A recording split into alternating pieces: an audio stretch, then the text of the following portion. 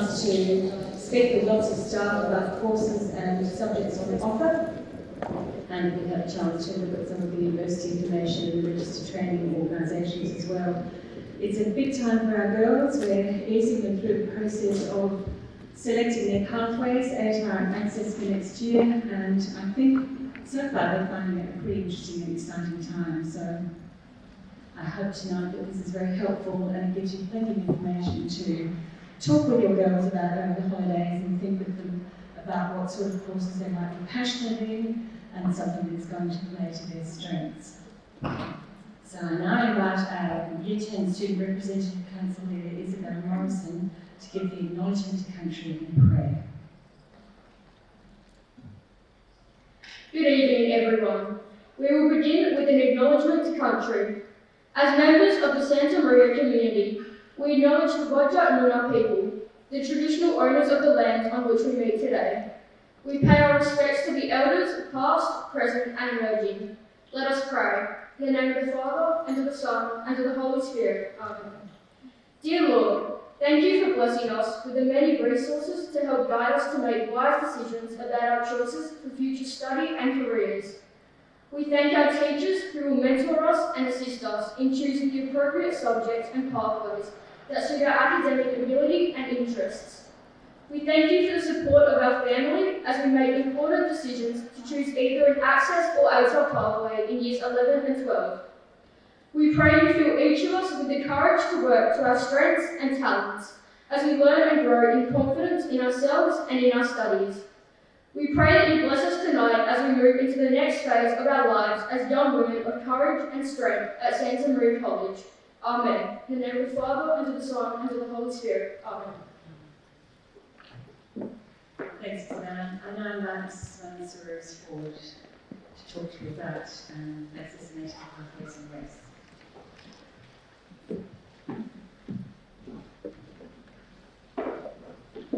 Thank you, Claire, and thanks, Isabel.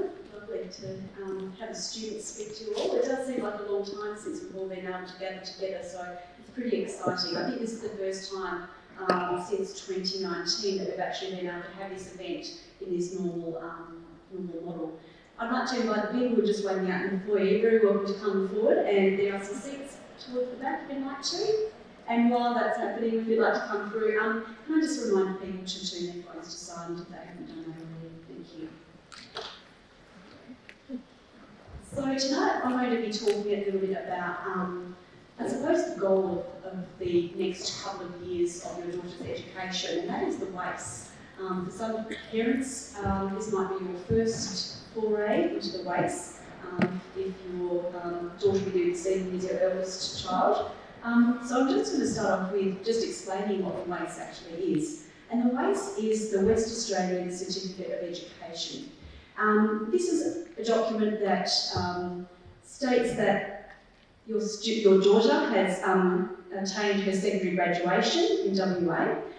She has competence in literacy and numeracy, and it may also state that she's completed some endorsed units and service hours. So I'll talk a little bit more about endorsed units later, but you also will be very aware of the service hours that our students do at Santa Maria College, and they're acknowledged as well as part of the WACE, so they can actually be used provided your daughter has done sufficient hours as part of her courses for graduation. Also, if your daughter is doing the Access pathway and is completing workplace learning, that will also contribute to her WACE and graduation. So when we have the end goal in Year 12, both the ATAR and the Access pathway lead to the WACE. So secondary graduation can be attained through either pathway. We also have our school-based graduation that we have here at the end of Year 12 as well. So that's always a lovely accolade for the girls. However, it's the WACE that we're really talking about when we're talking about graduation. So there are certain requirements that are part of the WACE, and they need to be completed over both years 11 and 12, although I'll just clarify that the ATAR is only assessed in Year 12. So to achieve the WACE, Students need to demonstrate their literacy and numeracy standard has been met. So that can be either through NAPLAN in Year 9, Band 8, or Category 3 in the OLNA, which some students sit in Year 10, but also can continue in Year 11 and 12 if they may need to meet some of those requirements. So that is the numeracy and a literacy test that is completed in Year 10, 11 or 12 if required. But I know that many of your daughters have already completed and achieved their literacy and numeracy standard. Students also need to complete 20 semester-long units over the 2 years. So generally speaking, in Year 11 they complete 6 courses, so 6 in first semester and 6 in second, which gives them 12 units in total, and then in Year 12 they do 5 courses in semester 1 and semester 2, which is another 10. So they do end up with a couple of extra units up their sleeve, but it is just does depend on some students, as some students may not be able to complete the full 12 units in Year 11. Very welcome to come through if you'd like to come and grab a seat. For the WACE, students also need to complete 4 English units over the 2 years, so that can be either ATAR or general English or literature, and that is a compulsory part of the coursework. And also achieve 14 C grade, or at least C grade results over those 2 years as well. So generally speaking, most students will achieve 8 of those C grade minimums in Year 11 and then another 6 in Year 12. Of course, many students achieve well beyond the C grade minimum, but that is what the WACE does require. And finally, we also need girls to study a List A and a List B course. So the List A and List B courses generally are fairly easy to manage to do both of those. For example, through this table you'll see that we have a List A, which is mostly the HASS and English style of courses, and the List B courses are more your maths, science and numeracy courses. So of course students at Santa Maria all complete an English course and all complete religious education or religion and life in Year 11 and 12, which is our List B courses, and then most also then complete a maths course in through their coursework as well. Not all do, but there are obviously numerous List B courses that students can complete there. There are actually a number of mathematics courses that are available, so even though this says just mathematics, we actually have 4 different maths courses on offer.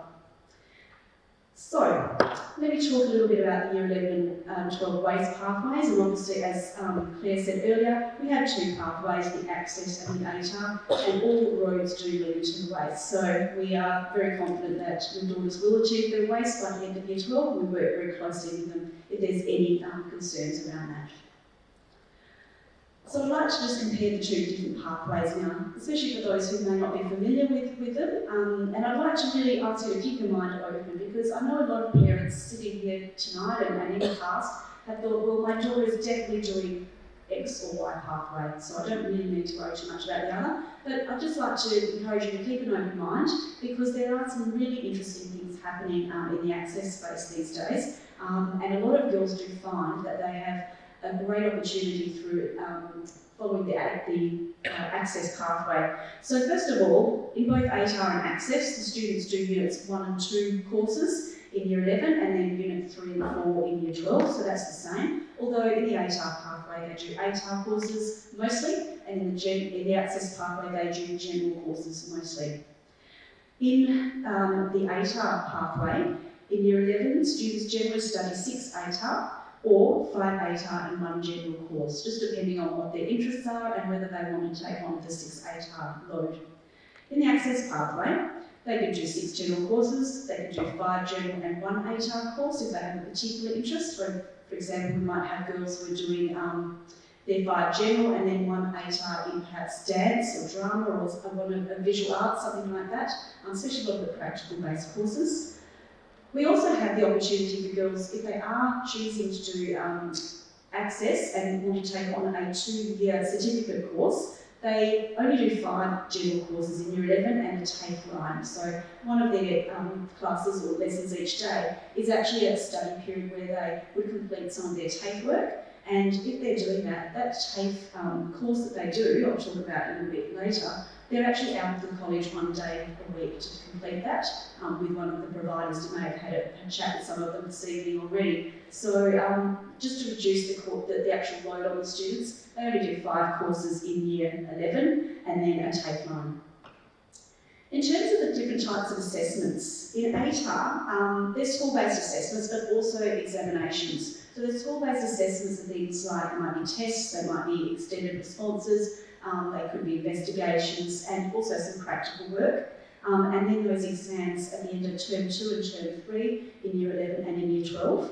And then of course finally in year 12 sitting the WACE exams which happen in November. So that's just for their ATAR courses. In the access pathway we still have the school-based assessments, but 100% of the coursework is basically the school-based tasks. So things like investigations, research assignments, things like that. So less focus on tests, and there's no examinations through the access pathway. However, students will have an externally set task for each of their general courses in year 12. So that is an assessment that's kind of set up by SCASA, by our curriculum authority, to ensure that schools have comparability in marking and that the schools are delivering a consistent standard across the state in that same course. So there is that's a one-period test really in year 12. So it's a little bit more formal, but certainly not like a formal 3-hour exam. In year 12, students doing ATAR will get an ATAR, which is a ranking that's based on their top 4 ATAR courses. So of course if they're doing 5 courses, they have a little bit of insurance in case one of those ATAR courses doesn't go quite to plan. Where in Access, students will complete their year 12 study with either a certificate 3 or maybe even a certificate 4 or perhaps even both. So that's a VET certificate, a vocational education and training certificate that is delivered by TAFE or by one of the registered training organisations that we partner with. So that's a wonderful way to gain their practical learning and also get a certificate as well.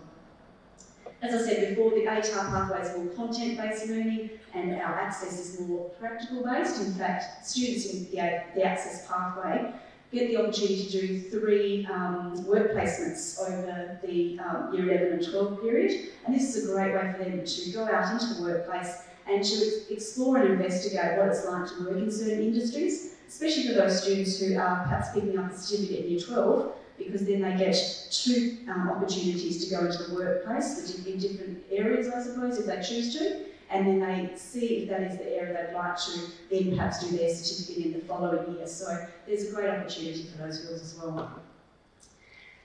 Through the ATAR pathway and also the Access pathway, students have the opportunity to apply for direct entry into university. And a lot of the universities have changed this in the last couple of years. And this is a wonderful opportunity for the students who don't do an ATAR pathway to obtain entry to university through completing their certificate course, and that is usually viewed as a notional ATAR of 70, which we know most universities have for a number of their courses, 70 as their entry requirement for the ATAR. They also perhaps would need to show their English competency as well for that direct entry to university, and that can be either through an ATAR English course or through general English for Murdoch University, or through a special test, which is the I'm not going to be able to remember what it's called now, the entry test for English competency for many of the universities, known as the STAT. So there's many ways that students can go to university these days, either through the ATAR or the Access pathway. So that's pretty exciting, I think, for your daughters, but also for us as educators as well. Obviously, through the Access pathway, it also gives a great way for students to enter TAFE and do a diploma course, or perhaps also go into employment. And we know that a lot of girls who do a certificate for in education support or in allied health services, they're actually able to work in hospitals or aged care or schools while they're doing their degrees, which is a wonderful way for them to get employment and also to get to, I suppose, gain more skills in the area that they're studying. So just briefly, the ATAR, as I said, is a ranking. It's the Australian Tertiary Admissions Rank, and that is really a ranking that's based from your 50% of your school marks, including your school-based exams, and 50% of the WACE exams in Year 12. So that ranking is based on the top 4 ATAR subjects, as I said, and a tertiary entrance aggregate is calculated out of 400 for those top 4 courses. So obviously, whatever percentage the student ends up with as their combined score at the end of their WACE, or their ATAR exams rather, they'll end up with a TEA out of 400. That's then converted to a number between 0 to 99.5. And that is a ranking that is used across the country for students wanting to gain or to apply for direct entry into university.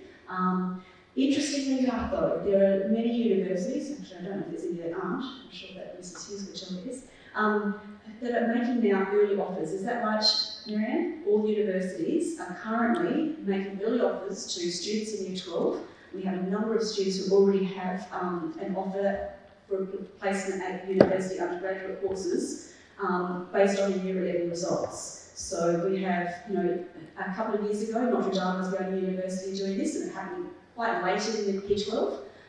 Then about a year ago, they were making those offers sort of from now onwards, and now they're actually doing that from April this year. So they've opened up the early offers opportunities from April. So we have a lot of girls who've already have an offer to go directly into university. Of course, generally it's conditional, provided that they meet the requirements of the university at the end of the year. But they're getting very crafty at making sure they get their students enrolled for the following year. So, I'd like to talk a little bit about ATAR combinations of courses, because it's about how those combinations work and what's the best combination for your daughter, but also for the pathway that she's choosing. So in the first example here, we have 6 ATAR courses selected, and you'll see there that we have Religion and Life ATAR and Literature, so RE and English covered off, and then there's 4 more courses. So Chemistry and Math Methods are both our List B subjects, and then Geography and Drama are our List A subjects there. In example 2, we have Religion and Life General. So some students choose to do General Religion and Life and 5 ATAR courses. What that does mean though for that student is that as studying Religion and Life is compulsory at Santa Marina or Catholic schools, they must stay with that in Year 12. They also then get English in Year 12. And as I said earlier, we really prefer our students to have 5 ATAR subjects in Year 12, just in case one of them isn't quite so successful in the by the end of the Year 12 or in the exam itself. So we'd really recommend that a student who is studying and chooses General Religion and Life does stick with 6 courses in Year 12. So they don't drop one course to have a study line. So I just want you to be very aware of that. So if your daughter does say, I really want to do General Religion and Life, that she's aware that our recommendation is then to stay with 5 courses, 5 ATAR courses, as well as that general course in Year 12. However, if your daughter decides, as we see in example 3 here, to do 5 ATAR courses plus a general, which is not Religion and Life, she may have the opportunity, if she chooses, to drop that general course in Year 12 and just stay with 5 ATAR, which may give her that extra space for study, obviously, and to take a little bit of pressure off, and one less exam to prepare for at the end of each semester. So, there's different ways of doing it. 6 ATAR, 5 ATAR at a general, but just to be aware that if you choose RE General, there are some expectations for Year 12 as well. Some of ATAR course combinations are recommended and expected, and others are actually discouraged. So I just want to talk a little bit about that. First of all, if your daughter chooses Math Specialist, she will need to do Math Methods as well. So that is what the authority tells us. Our students need to do they're doing Specialist, they must do Methods as well. But if you're doing Methods, you don't need to do Specialist as well. So you just do Methods on its own, or you do Specialist and Methods. So there are 2 higher ATAR Maths courses, and then of course there's Maths Applications, which is an ATAR course, and then we have General Math Essential as well. Unfortunately, you cannot do both a General Maths and an ATAR Maths together. So, as I said, math methods, you cannot do maths applications, you can't do those two maths ATAR courses together, you can't do general and ATAR courses in the same subject as well.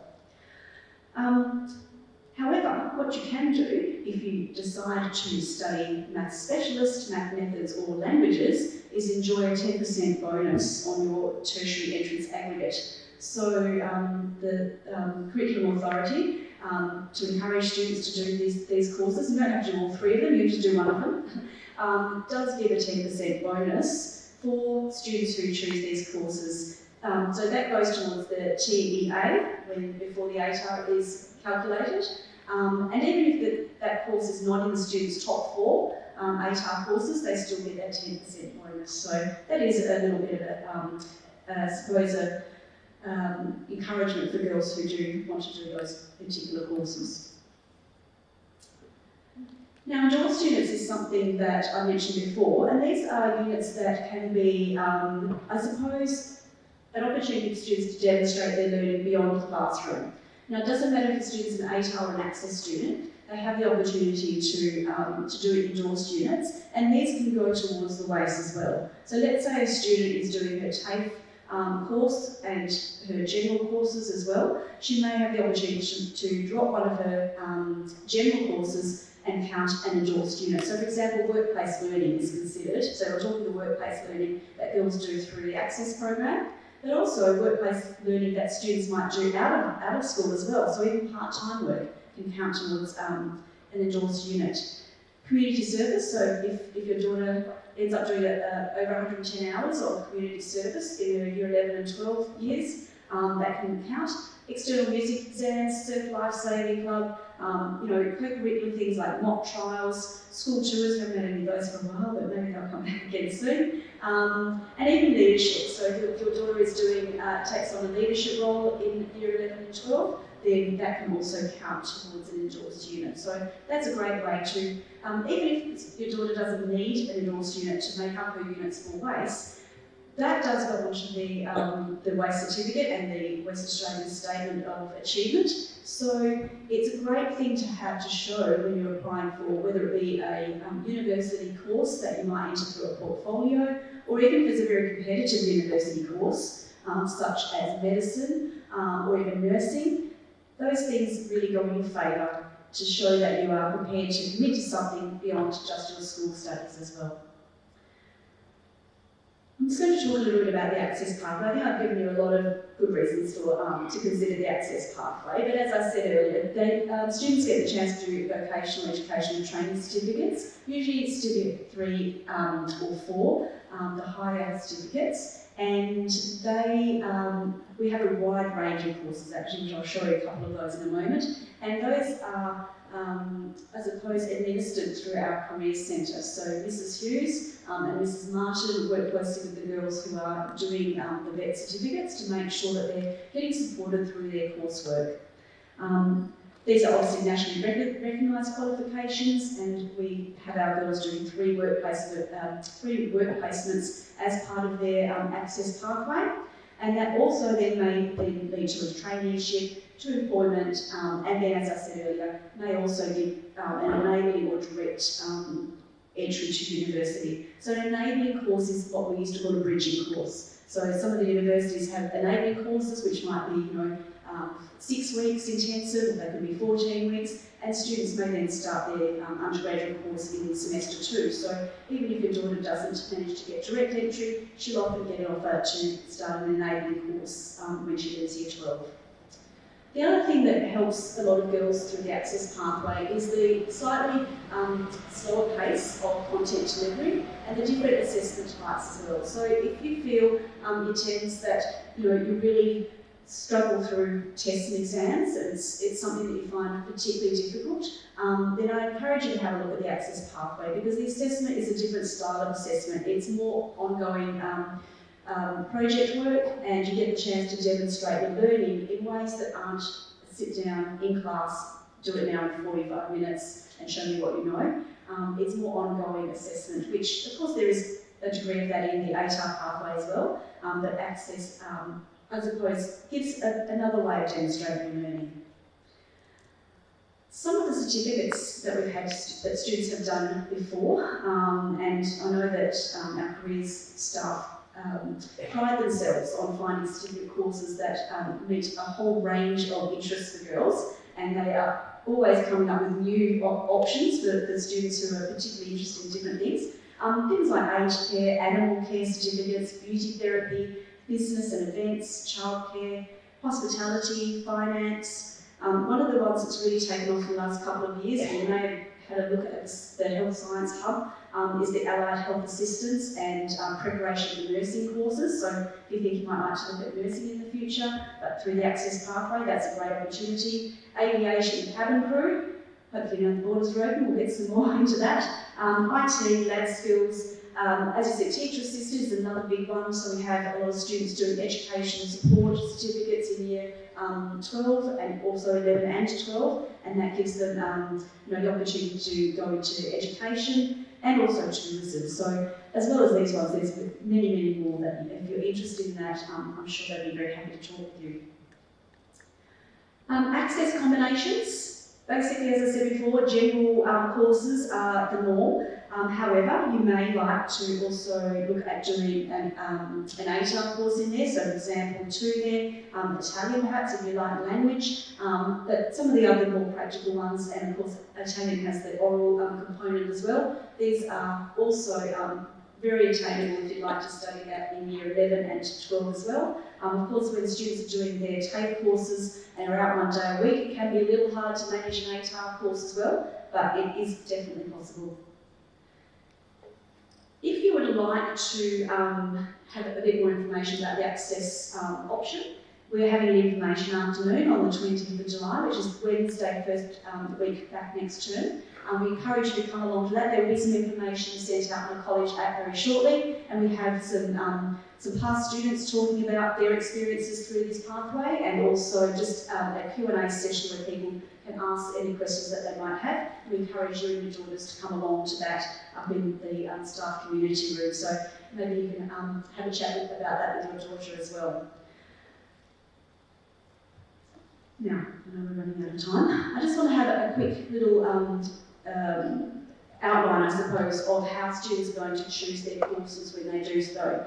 There are a number of course prerequisites. So if you haven't already seen it, this Learn Handbook, and this is one that all of the girls received at the Pathways Planning Day on Monday, this has a lot of information about the different courses, but also, importantly, the course prerequisites. So we have course prerequisites, which are basically what we have set as the minimum year 10 grade that would pretty much show that your daughter is ready to take on the year 11 course and have success. So we do want your daughters to all have success, and we really hope that they will look at those recommendations, not as a barrier to them taking on certain courses, but basically a guide to help them choose the courses they're going to have most success in. And what we'd ask is that when your daughter receives her course recommendation sheet, and I've just put a little bit of an outline of that down the bottom there, that will come as an email on Monday and also be on Sector. That she has a look at that, you have a look at that with her, because we'd really like your daughters to just choose the courses that they're recommended for when they do their online course selections, but we'd also like her to let her course counsellor know at the meeting that she has next term, if she's thinking about, okay, I didn't get recommended for perhaps chemistry, but I would really like to do it, and so can you please note that on my course selection form. And then at the end of the year, that will be reviewed. So Mrs. Newton and I will sit and look at all of the girls who have said they would want to review on a certain course by the end of the year. And if she's reached the prerequisite grade in her science course by the end of the year, then she'll be able to select that course. But she does need to let us know that when she has her course counselling interview. So the course selection process is really an opportunity for you and your daughters to sit down, look at her report, the course recommendation sheet, the Learn booklet, and I do have some spare copies down at the bottom here if anyone wants to grab one of those if they didn't grab one on Monday, and really unpack what it means to do the different courses, and of course bring your questions along to the course counselling interviews next term. So I'll just just about finished. I'd just like to say that there's a lot of information that you can find if you're unsure. First of all, this booklet. Secondly, heads of learning and teachers, which we have a lot of them here tonight if you're asking questions, and the people who were at the Course Expo earlier, very welcome to stay if you've still got questions to ask.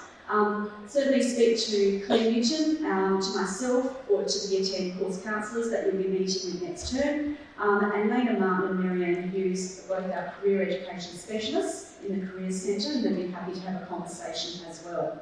So you will receive information, and I believe you've already received an invitation to the course counselling interviews for next term, weeks 1 and 2. We hope you can come along to that with your daughter so that you can ask any questions you might want to have answered.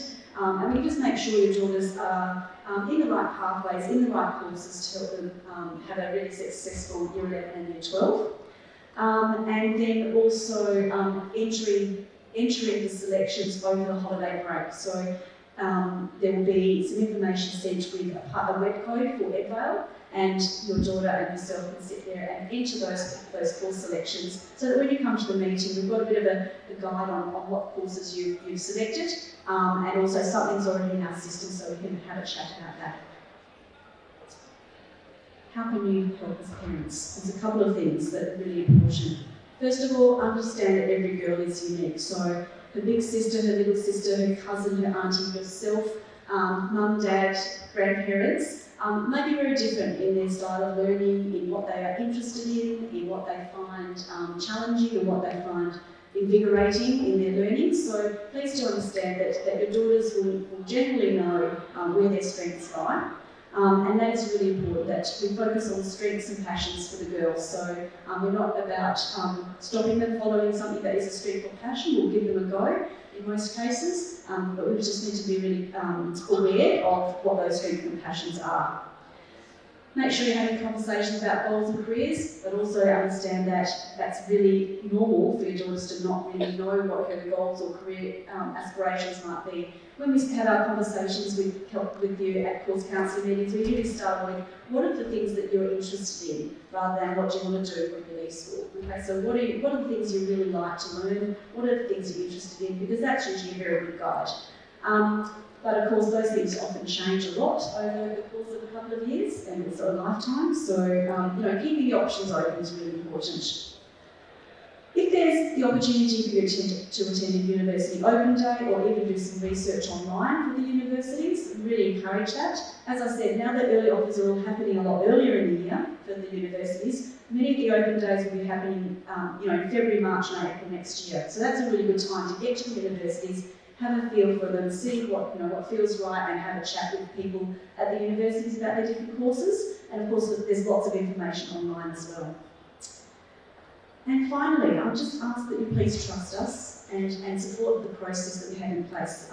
We have been doing this for many years, and we do have a lot of knowledge in the team that counsel the students. And we also know that it's a journey, and it's not something that immediately clicks for a lot of students. There are many opportunities for changes of course to happen. So if you're a bit unsure about whether your daughter can handle a course or should do a particular course, please be aware that there's opportunities for that to be changed once things might also change. So at the end of the year, this year, at the beginning of next year, in the middle of next year, before semester 2 courses start, your daughters can change a course or 2 or more, even a pathway. So we do have students who go from an ATAR pathway in Year 11 to an Access pathway in Year 12. And we also have the chance for students to change courses in that first couple of weeks of Year 12 as well. So it's not carved in stone. There's many opportunities for things to change if that's necessary, and we'll be in touch with you if you feel that is something that we need you to have a conversation with us about. So that is basically everything in a nutshell that I think you probably need to know at this stage. There's lots more that I'll tell you next year at the Year 11 Parent Information Night, but I think you've got a good starting point. And if you have any questions, of course, we're all here to help and answer questions. So thanks very much for coming along this evening. I really appreciate you coming out. And if you would like to return to the Course Expo, you're more than welcome to. Those people who are about to enter the Course Expo, I hope you do enjoy that.